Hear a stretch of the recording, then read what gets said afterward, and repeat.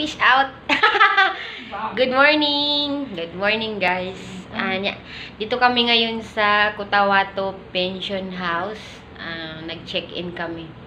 Dito sa Cotabato. Ay, hindi Cotabato to. Davao.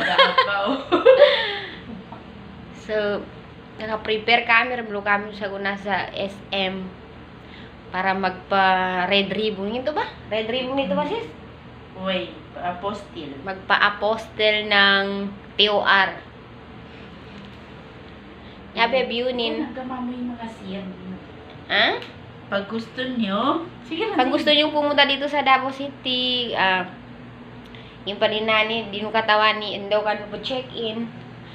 Siya ka nubo sa Cotabato Pension House. Pag gusto nyo malapit sa... Malapit lang ito sa SM. Ayan. 500 din nakabayad namin siya ba.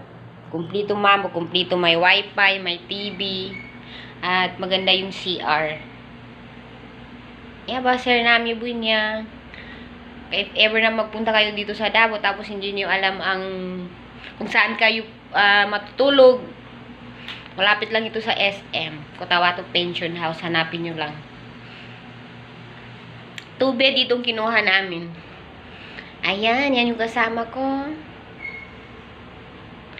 Kasi guys, binabalak namin magpunta ng abroad. Tapos ngayon, inaasikaso na namin yung mga papers namin.